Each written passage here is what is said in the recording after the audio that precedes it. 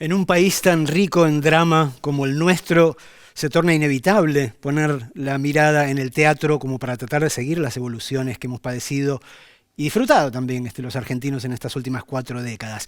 Uno no quisiera ser injusto con la cantidad de artistas, compañeros y compañeras que han hecho cosas maravillosas en el teatro de estas 4 décadas, pero es muy tentador decir que este señor que está sentado acá, el señor Mauricio Cartún, es la corporización de lo que ha sido el teatro en democracia desde 1983 en adelante y un poquito antes también. Mauricio, buenas noches, un enorme honor conocerte finalmente. Igual, igual. Después de tanto tiempo así de seguirte. ¿Qué recordás de Mauricio Cartún de 1983, sobre todo de esos meses frenéticos de octubre a diciembre? Uf, Me imagino que no debe haber sido una votación más, ¿no? no, no, ni muchísimo menos. Y a ver, yo venía de unos años de una especie de exilio interno. Yo terminé, previo al golpe militar, yo trabajaba con dos referentes que partieron al exilio. Pino Solanas, al que le escribía canciones y colaboraba en algunos guiones de algo que estaba haciendo él, Los Hijos de Fierro, la última película que filmó antes de ir al exilio, y Augusto Boal. Los dos rajaron, los dos me propusieron viajar con ellos, mi mujer y yo decidimos quedarnos, sentíamos que no teníamos nada de lo que huir, que podíamos enfrentar cualquier cosa y nos quedamos. Pero claro, así fueron años de mucha retracción, de miedo y de autocensura. Y la vuelta de la democracia coincidió con dos cosas para nosotros extraordinarias, una gran coincidencia. El nacimiento de mis dos hijos, mi hijo es exactamente, mi hija es del 82 y mi hijo del 83, y simultáneamente en el 82 mi vuelta al teatro. Teatro abierto, una convocatoria de amigos para que presente una obra, la presenté, la eligieron. Y entonces, después de tantos años de haber pensado que el teatro se había terminado, que en realidad lo que me quedaba por delante era un destino de comerciante que ya había asumido como tal, y en el que no me iba demasiado mal por el otro lado, el gran cambio. Estos 40 años han venido acompañados justamente, en mi caso han venido acompañados justamente de eso, mi incorporación y mi camino en lo profesional y la mirada sobre mis hijos, ¿no? Antes de volver a teatro abierto, me gustaría ir un cachito para atrás, eh, porque me da la sensación, bueno, ahora hablamos de democracia como un valor absoluto, pero me preguntaba, digo, en los 70, digo, para tu generación en particular, ¿era ese valor que es para nosotros hoy o era más importante llegar a la revolución y la democracia era una consideración secundaria? Era una consideración secundaria. Mm. Había un lugar de cuestionamiento, digo, por momentos sensato y por momentos ingenuo, sobre las posibilidades de modificación de ese statu quo. Eh, por cierto, yo sigo pensando que cuestionar a la democracia es la única manera que tiene la democracia de poder crecer. La democracia no es otra cosa que una forma de orden y digo, todo orden tiende a transformarse en algo marmóreo, digo, en algo sólido, inamovible. La única manera de darle condición dinámica es cuestionarla. Y a mí me parece que lo primero que hay que hacer es estar insatisfecho con ella. En aquel momento, más que insatisfechos, directamente la despreciábamos como modelo. Nos parecía que era un modelo que estaba definitivamente agotado y que teníamos posibilidades de incorporar un nuevo modelo con tanta rapidez que hasta viviríamos en ese modelo y felices. Pero bueno, en el 83 y en particular en esos meses del 83, digo, ya la considerábamos, no te digo que la panacea, digo, pero poco menos, ¿no? Sí, por supuesto. Es que digo, solamente frente a la pérdida uno valoriza ciertas cosas. Digo, yo creo que la libertad se valoriza en la pérdida de la libertad, no hay otra manera. Esa vuelta a la democracia fue volver a respirar. Digo, yo recuerdo, pero tengo imágenes muy poderosas. Yo rápidamente, apenas llegada a la democracia, empecé a dar seminarios a partir de Teatro Abierto. Empecé a dar seminarios por el interior, ¿no? Y siempre recuerdo empezar a encontrarme personajes, por ejemplo, recuerdo mucho en Trelew, encontrarme personajes que habían hecho un exilio interno real, auténtico, se habían ido porque no querían estar visibles en Buenos Aires, y que habían estado abajo de las baldosas durante años, y que el día que volvió la democracia salieron gritando con un bombo. Esta sensación explosiva, esta sensación de verdadera valorización de lo que es la democracia. Después, con el tiempo, uno la asume nuevamente como statu quo y viene este cuestionamiento del que hablábamos. Hace algún tiempo vi la entrevista que te hizo Miguel Rep acá en este mismo canal y me quedó muy grabada la anécdota que contabas de cómo te habías conectado a la fuerza con la historia argentina a través de una demanda de Horacio González, ¿no? Sí, fue, a ver, yo ya trabajaba, mi primer espectáculo, Civilización o Barbarie, era una especie de recorrida sobre la historia argentina desde un punto de vista bastante maniqueo, por cierto. Sí, era manijero y era melonero. Yo ya miraba la historia argentina, pero el encuentro con Horacio González fue muy poderoso porque Horacio nos incorporó a las cátedras de Historia Nacional y Popular que tenía la Facultad de Ciencias Económicas. Y era una materia del ingreso y se trabajaba eran 3.500 los alumnos, entonces armaba grupos y metía de a 1.500 en el aula magna de medicina porque se la prestaban porque era más grande. Y ahí hacíamos representaciones de dramatizaciones históricas, dramatizaciones de momentos históricos. Y ahí sí me vinculé de una manera más formal.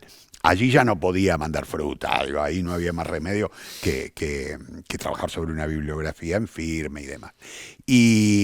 Pero también me sirvió como descubrimiento de que la historia es una extraordinaria cantera de mitos y que nosotros los que hacemos relatos, tomen la forma que tomen, nos alimentamos de mitos, que esos mitos son el pan de cada día y que a falta de la posibilidad de inventarlos, basta ir atrás, revisar un cacho y siempre estás encontrando uno nuevo.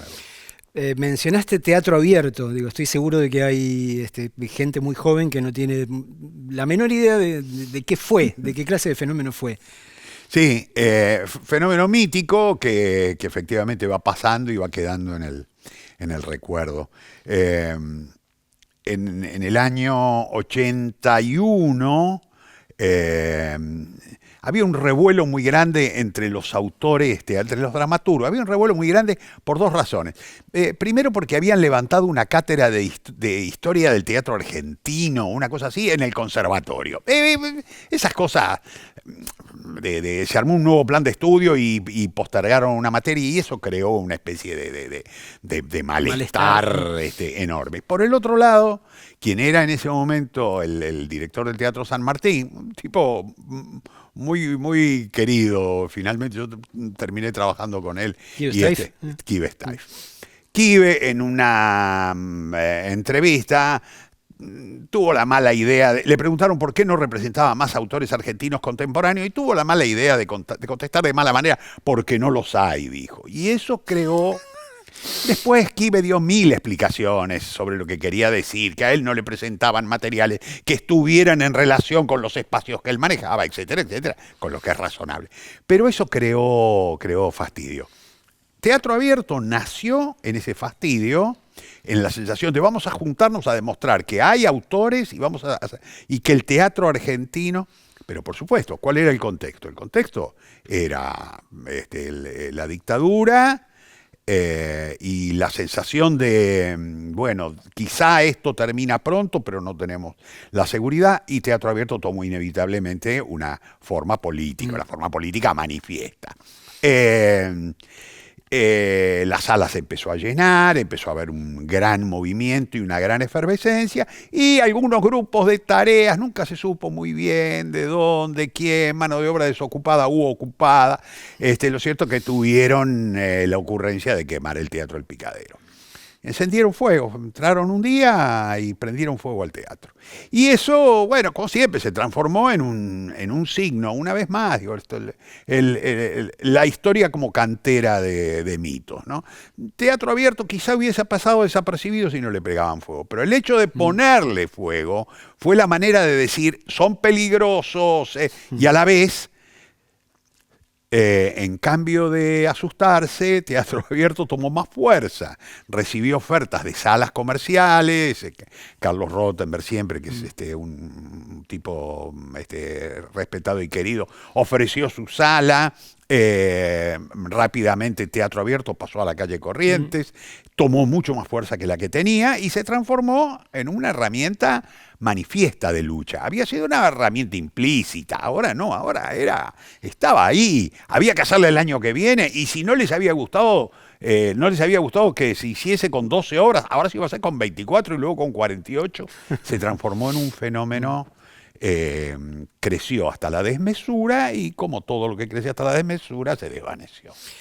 Vos estrenaste 2 obras ahí, una en el 82 y una en el 83. Sí. Digo, creo que más allá de que alguien se haya apurado ante el surgimiento de Teatro Abierto, creo que una de las cosas que demostraba era que, aunque más no fuese en las catacumbas o en el exilio interno, la gente de teatro había estado trabajando mucho, ¿no? Aunque no pudiese mostrar lo que estaba haciendo. Y además, cuando se abrió el primer año fue por selección. Yo no participé en el primer año, pero había estado convocado. En ese momento, Mónica, mi compañera, mi mujer, trabajaba como actriz en una obra de Tito Cosa. Cada vez que íbamos a cenar, Tito me decía, no tenés un cenado, ¿cómo no vas a tener una obra? Presentá una obra. Y yo me parecía que yo no estaba a la altura, que yo no me presenté en el 81. En el 82, en cambio, me presenté al concurso, una obra escrita el mismo día que nació mi hija, una cosa muy curiosa. Y fue seleccionada. Y allí vino como una especie de explosión, porque en el concurso lo que empezó a aparecer es que se presentaban cientos y cientos de obras. El primero fue selección, se seleccionaron 12, 15, ya no recuerdo. Pero en el segundo, más allá de que se seleccionaron 48, se presentaron cientos de obras. Y aparecía esto que decís vos, lo subterráneo, lo que había estado trabajando por abajo, ¿no? Tan poderoso, tan fuerte. Y por el otro lado, el fenómeno de juntarse, la juntada. Gente que había estado aislado, que se juntaba de 2 o 3 y se tomaba una ginebrita. Ahora eran 30 discutiendo. Esto creaba un contexto precioso. Porque si bien no creaba, no creaba claros consensos, porque había muchas maneras de pensar, creaba opiniones, pero uno por fin podía ver cuáles eran las de alguien que pensaba parecido a uno, pero no igual, alguien que podía ponerle matices a esto. Yo creo que fue un fenómeno extraordinario, más como producto de lo que consiguió juntándonos a todos, que como resultado artístico, que por cierto estuvo bien, hay obras que todavía se han transformado en clásicos y se siguen haciendo, pero por sobre encima de eso, artistas que se juntan, que salen de ese lugarcito más narcisista, más chiquito, y componen, armar un conjunto de artistas que era una cosa impensable. Yo creo que buena parte del teatro que vino luego tomó fuerzas de esa junta de Teatro Abierto. ¿Qué salió a contar el teatro argentino en los estertores de la dictadura y en los primeros tiempos del alfonsinismo? En los estertores de la dictadura y con mucho uso de las figuras, de las metáforas y de lo figurado, la situación política concreta. Después quedó presente un poco esas elipsis en el primer teatro de la democracia, casi te diría como una especie de descubrimiento.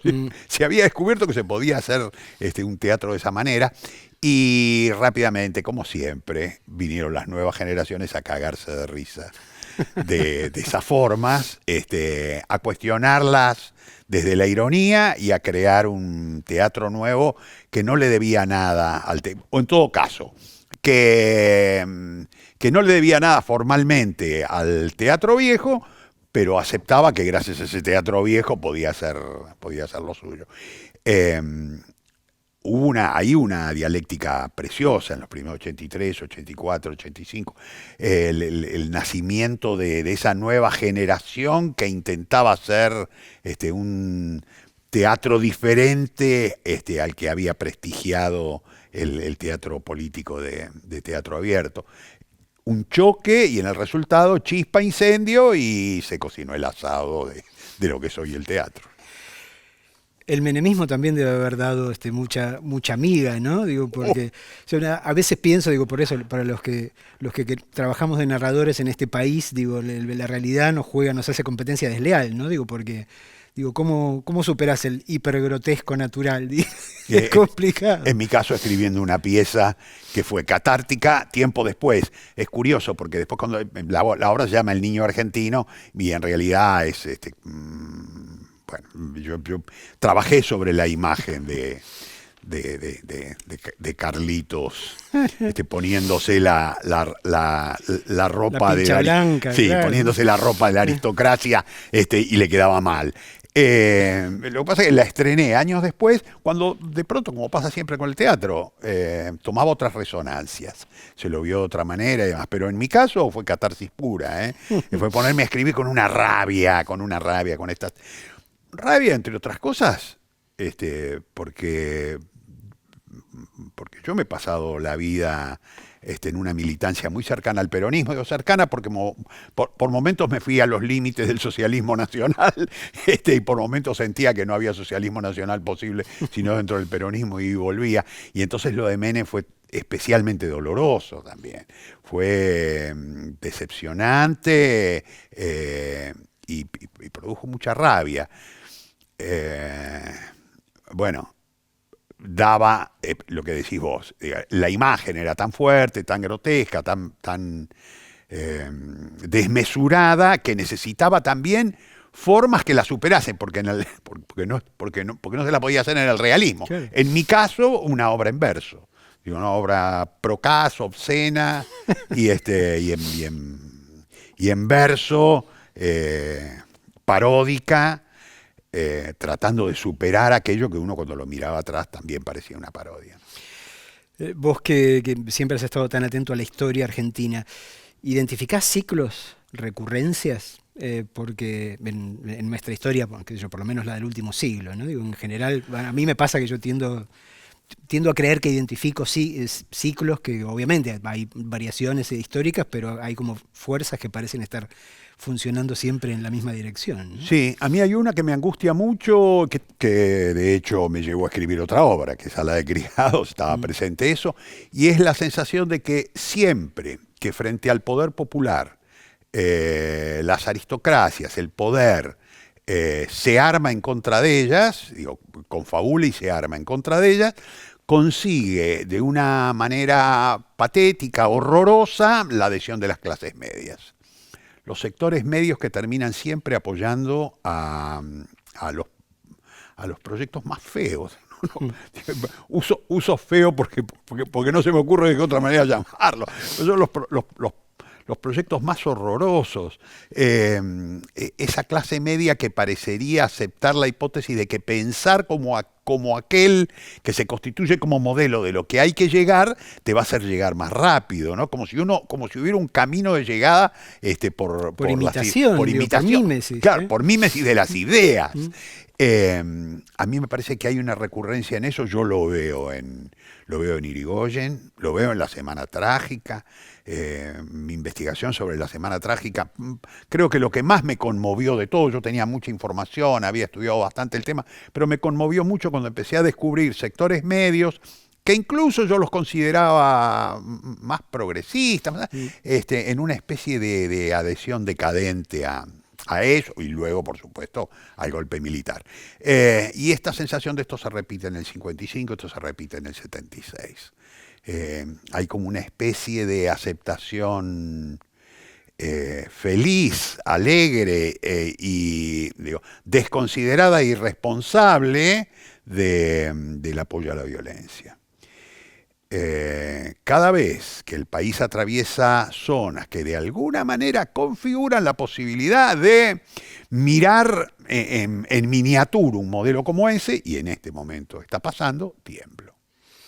Esa era un poco la pregunta, ¿no? Digo, ¿cómo ves la situación actual? ¿No te parece que es una obra que ya vimos muchas veces? Que vimos muchas veces, que toma una fuerza enorme, un pensamiento, un pensamiento que nos hunde, un pensamiento digo, sobre el que nosotros ya tenemos experiencia, pero que una vez más encuentra la posibilidad de difusión en los medios, en la gente, como para presentarse como un modelo nuevo, siendo que es el viejo modelo del horror.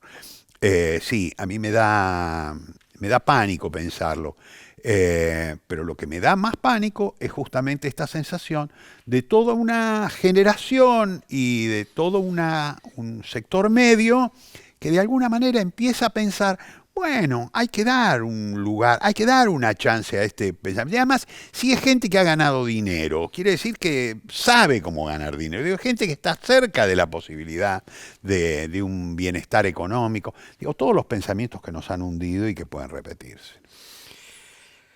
¿La democracia argentina es un personaje trágico? No, dramático. Dramático, no. En la tragedia hay una estructura donde un héroe trágico marcha hacia su destrucción y la destrucción es inevitable. Hay algo en la propia pasión que la lleva a la destrucción. La diferencia del drama es que hay lucha y en la lucha a veces ganan unos y a veces ganan otros. Yo creo que lo nuestro ha sido el drama, que ocasionalmente hemos tenido tragedias de las que hemos salido y hemos vuelto a luchar y hemos vuelto al estado de drama. Lo que no hemos tenido hasta ahora es una buena comedia, no hemos tenido momentos de extrema felicidad. Algunos oasis tuvimos algunos momentos donde sentimos esto que está pasando está bueno, esto está yendo hacia algún lugar. No duró todo lo que uno hubiera querido, ¿no? Vos hablabas de pánico, digo, yo creo que hay mucha gente que tiene miedo, obviamente, de lo que puede llegar a pasar a partir de diciembre en este país, por muchas de las cosas que mencionabas. Digo, ¿qué les dirías? O si no te lo pregunto de otra manera, ¿cómo termina esta obra? Como yo pienso que en los dramas está siempre la posibilidad de llegar a un buen final, creo que llega a un buen final. Yo creo que tenemos una experiencia histórica grande a la que recurrir. Creo que tenemos y que sobre todo en los últimos años ha habido como una especie de vorágine que nos puso todo como si fuera en cámara rápida. Digo, todo lo que antes tardaba mucho, ahora no tarda. Ahora todo pasa como por inteligencia artificial. Ahora todo pasa inmediatamente, rápido. Y confío en que eso nos abra los ojos. Muchas gracias, Mauricio Cartón, por venir a charlar con nosotros esta noche. Al contrario, gracias por invitarme.